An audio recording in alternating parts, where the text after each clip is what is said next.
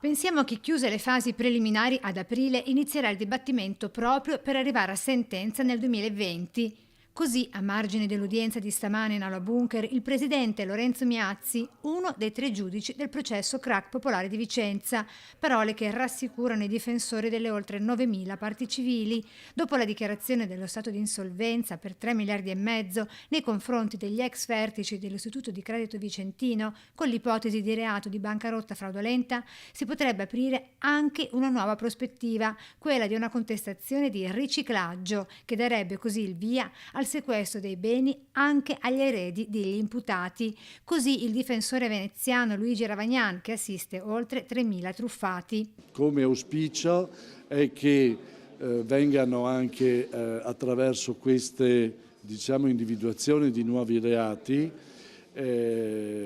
recuperati molti beni che sono stati dispersi, se non ovviamente l'intero valore delle azioni che sono state, si sono dissolte, però io credo che ci sarà una forte risposta di giustizia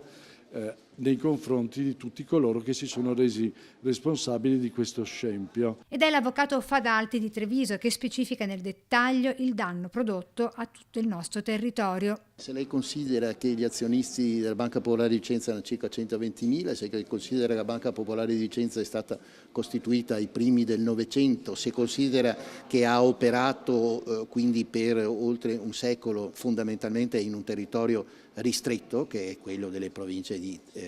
Vicenza, Padova e Treviso, è facile cogliere il danno anche sociale che è stato prodotto.